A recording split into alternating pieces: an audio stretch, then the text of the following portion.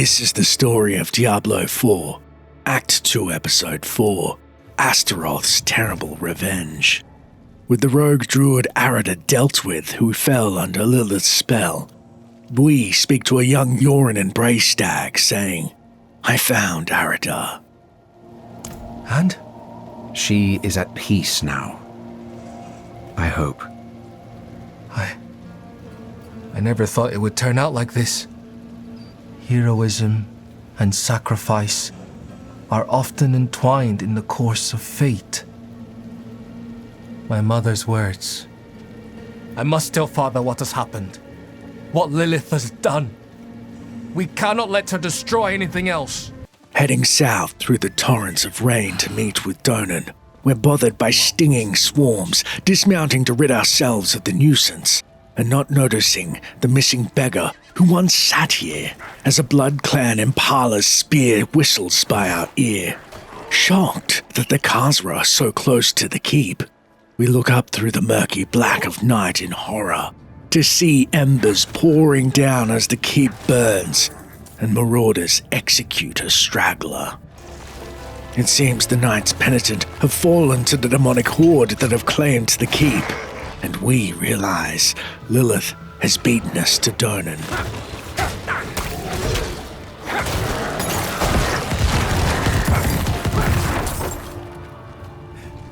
Blocked. I'll have to find another way inside. You there! Come here! It's only to the south, behind a bloody barricade, do we find the remnants of survivors. And ask the commander, where is Donan? The horned woman. The beast. Nothing could stop them. Not our steel, not our prayers. Listen to me. I must find Donan. Where is he? Somewhere inside. Dead, like the rest, for all I know. The light has forsaken this place. With that grim assessment, we begin our search, perhaps in vain, to find Donan inside Eldheim Keep's ruins via a door that leads to the Great Hall via the stormed battlements. Below the stairs to the right, we find a lone survivor, Donan, kneeling over the fallen knights. Light, cleanse these faithful servants of their sin. Bring them peace in death.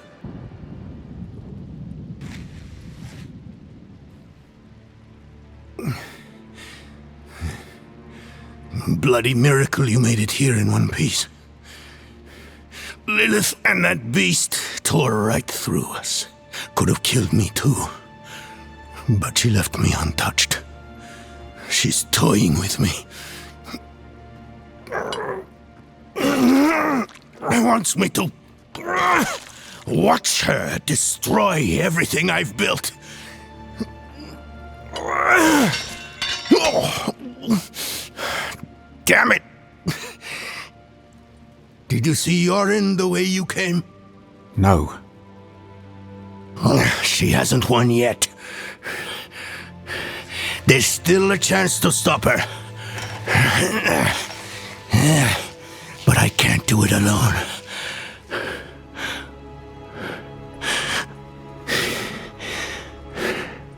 I'm with you. Where is she now?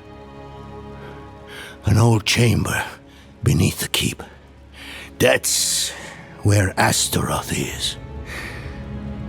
I didn't vanquish him like the stories say. I imprisoned him in a soul stone.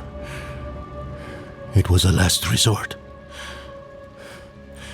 I built Eldheim over the stone to contain its evil. I've spent my life watching over it, keeping it a secret, so Astaroth would never hurt anyone again. Not even my son knows. I'm sorry for hiding this from you before, but I couldn't risk a stranger finding out the truth. We should get moving. Follow me. if you didn't see Yorin outside. We'll search on the way.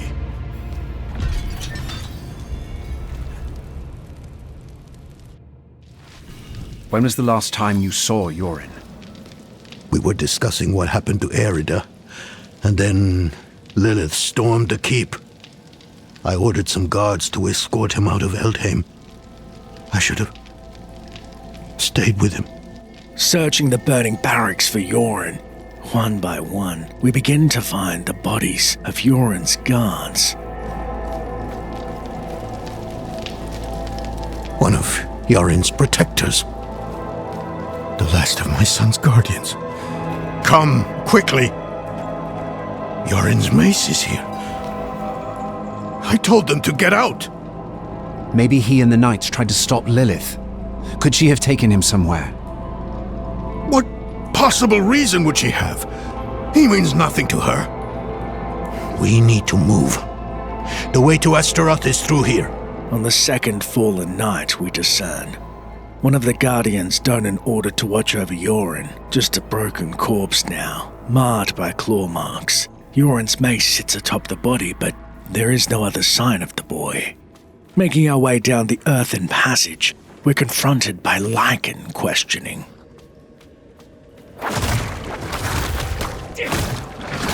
Why is Lilith so eager to find Astaroth? I've been asking myself that same question, but I'm as much in the dark about it as you are, I'm afraid. They share a connection, though, and a strong one at that. Astaroth is a guardian of Lilith's father, Mephisto, the Lord of Hatred. Pondering on Lilith's relation to this Astaroth, and why he wouldn't attack her where she stands as a presumable outcast of hell, we find ourselves chasing behind Donan as he speeds up rather remarkably with his stout legs heading towards the tomb. Here it is. The Soul Stone Chamber. Lilith has what she wanted all this time. She took the stone. No sign of Yorin, though. We need to find him. With the Soul Stone tomb plundered, we are too late, but pause to see Lilith's mark and a chance to glimpse where she is headed. But what we find is horror beyond words.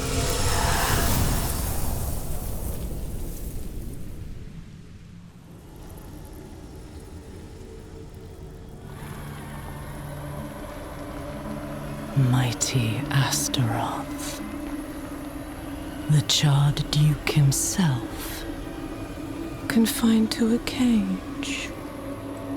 What a pity. Daughter of hatred. I have an offer. You will grant me safe passage to a place I am no longer welcome. In exchange, I will give you freedom and more. Donan's progeny, his pride and joy,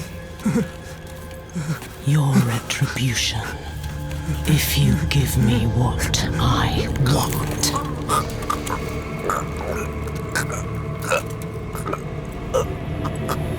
You will have safe passage.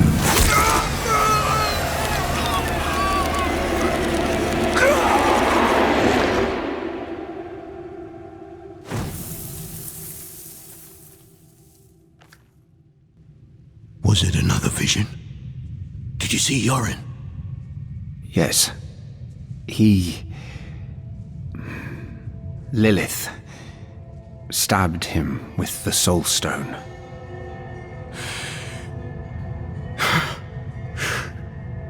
My son? I'm sorry, Donan. This isn't over. I know what I... No! There's still time. You have to trust me. Meet me in the Great Hall.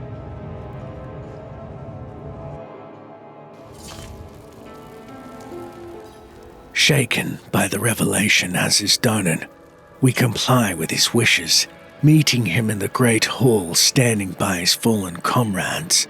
We then stop to ask, why did you build Eldheim over such a dangerous thing? I had to. Even after I warded the stone with Nafane and Erida, the demon's power gradually seeped out. So, I turned to the cathedral. Eldheim itself is a giant capstone, blessed with Inarius' light. It subdued the evil below. None of that matters now. It was Arida and Nafane that told Lilith about the stone. Traitors. They did this to me. To my boy. And finally, what do we do now? We must find Yorin as quickly as possible. I realize how hopeless this all seems, but I've spent half my life studying the Soul Stone. I know its nature. It will take time for Astaroth to overpower my boy. I taught him well. Even now, he's resisting the demon's influence. They'll be close by. Karagar, perhaps. All those innocents to burn will excite Astaroth, make him fight harder to take control. Lilith has what she wanted from Astaroth. Why would she linger here? I don't know. Donan has not given up hope for his young son and has guided us to Astaroth's perceived new stomping ground, the nearby city of Karagar, where he can burn and torture its inhabitants. Admittedly, with little hope, we dutifully follow Donan's direction, arriving at Karagar from the southwest, and we see the town is already set ablaze as a local guard, Brenta, shouts. More water! Wet that wood over there! Don't let the embers catch! Desperate to find Yorin before Astaroth takes hold of the boy, we begin scouring the town, covered in a blanket of ember and smoke, obscuring our vision as we bump into a man tending his horse named Liam. Easy. Easy, my girl. I'm scared too. Please, just need to get us out of here. At the eastern gate, a guard, Kargan, cowers. No, I can't fight. I won't. She's here. She's here! In the middle of town, Finch inhales the smoke and begs. Father! Narius! Please, forgive us! Save us from the demon's fire!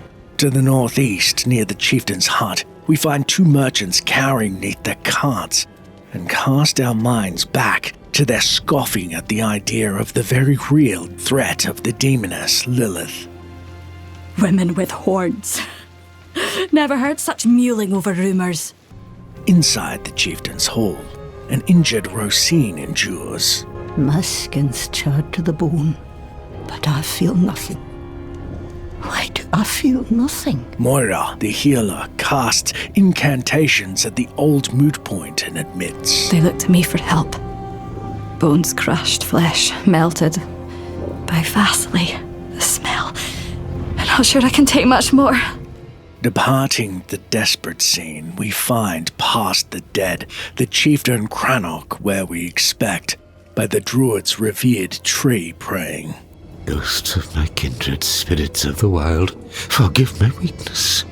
Rise to our desperate need. We then see just to the north, villagers gathering to look at the lower city burning. Though we see movement, we cannot make out what is down there due to the shrouding effects of the smoke. Heading west for a better vantage point, Balak cowers. It's Astaroth! He's returned to finish us! Making our way west, we then find a boy lost and sobbing in the street. Mama! Papa, where are you? His parents, unfortunately, are nowhere in sight. Instead of any formal guardians, do we spy among the ashes a cruel reminder of the original trio of heroes' folly, as a plaque reads, Behold Arida, Nafane and Donan, enders of the days of ash. Let their victory remind thee of the light we share between us. Circling back, we find Mikhail had found his father's corpse. We then bound down the muddy path, vowing we will do everything we can to reunite at least one father with their child this day, as the guard Dalen informs. It was a beast. A hound of hell. Down the northwestern slope, in chase of presumably the bloody hound we'd seen prior, we come across a burning stable, and Beatrice sobs over a charred corpse. Kaina, get up! We have to go now! I can't leave without you! At the gate to Lower Kerrigar, we find Donan, still as a statue, save for a few words he manages to stammer. They're here. Yoren can resist. He's strong. Donan then darts full-heartedly towards the gate, and we are forced to follow.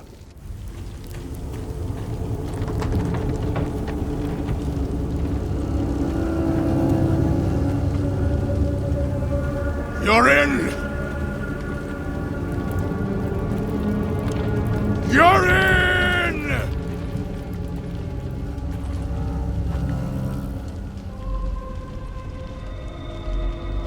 He has been waiting for you.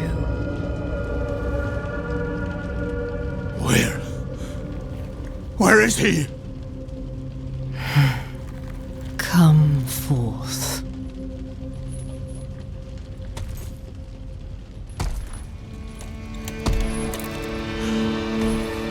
My boy.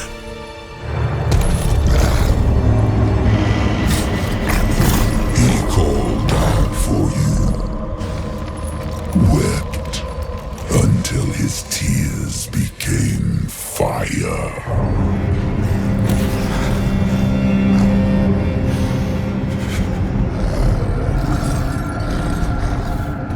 Do as you please, Astaroth. I have what I came for.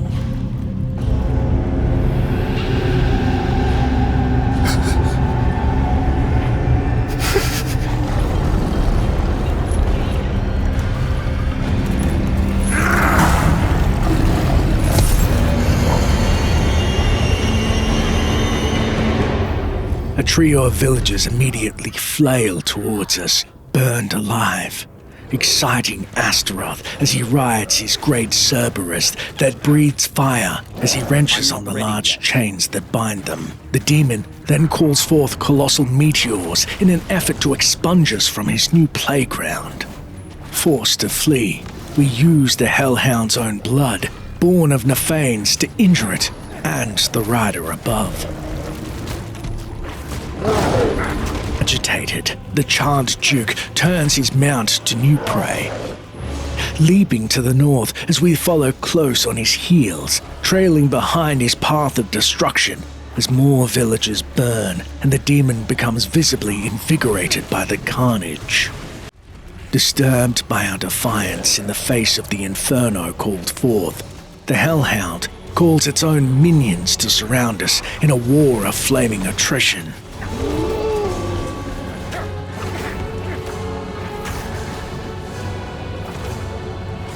Enraged at the loss of his minions, Astaroth further proves he is still vulnerable in his new vessel as he scampers south atop his steed to feed on the misery of more of the seared citizens of Skosglen. Leaping debris, we follow in tow. The fires inside us, now a raging inferno, as scores of villages burn and we find scant safe ground to stand on. It's here Astaroth makes a final stand. But despite the slews of hellhounds and werewolves sent to fell us, we use their corpses as explosive shrapnel to barrage the demon and his pet with bone and shards of crystallized blood alike, until he finally succumbs to our bloody onslaught.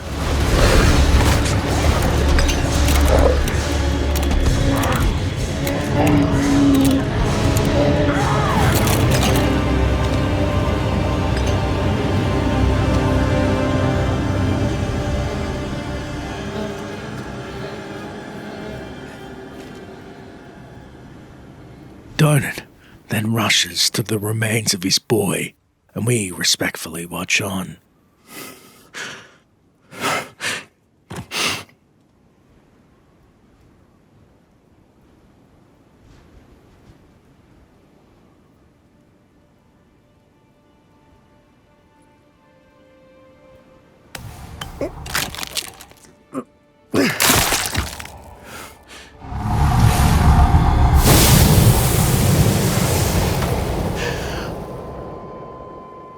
Yoren.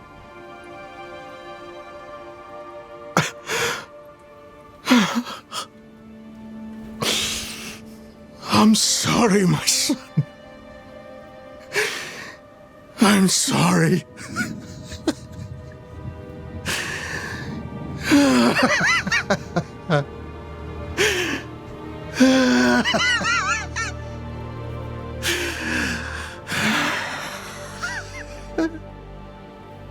Donan,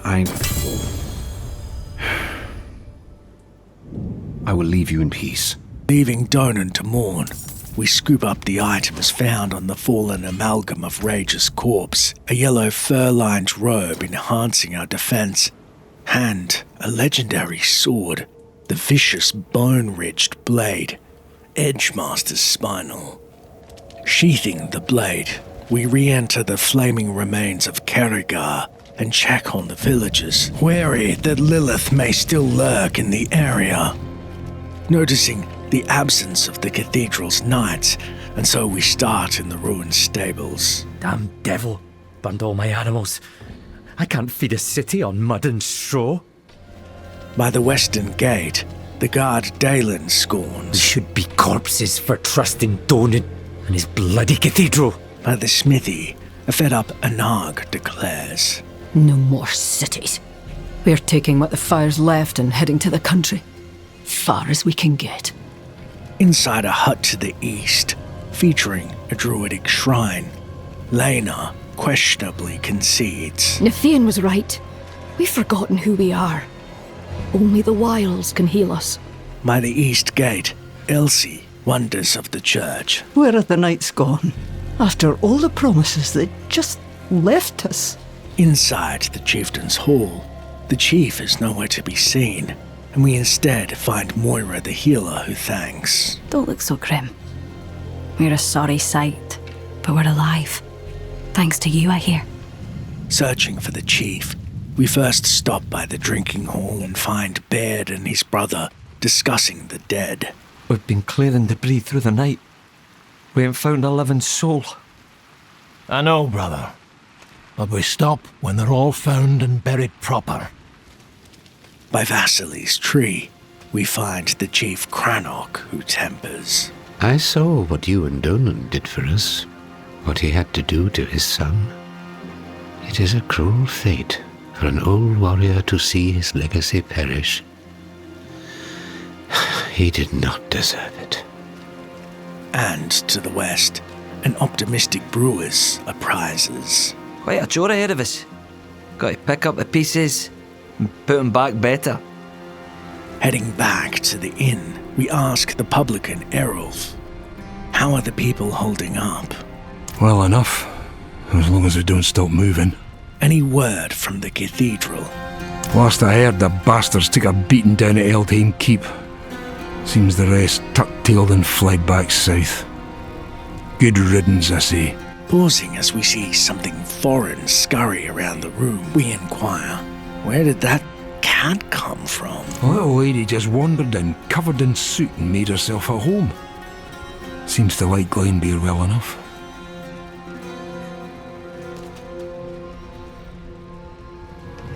In the center of the city, we find the trio of hero statues destroyed as locals scoff. That thing was Astaroth! Plain as stone. Donan swore it was dead. That may be, but I saw him. He lost everything trying to stop it, including his boy. Upon closer inspection, the statues of the former heroes of Skarsglen stand in dishonor, defaced by the curses of an angry mob. Despite their chieftains seeming understanding of Donan's blight, before we leave the city, we pass through the market and see a visibly shaken Foss, a son who's lost his father and clings to hope. Dad said if anything happened, we'd meet in the market. He'll be here. I know he will. Hopefully, one father and son are reunited this day, ending our time in the broken land of druids, tasked with rebuilding their lives from the ashes of Astaroth's destruction a second time.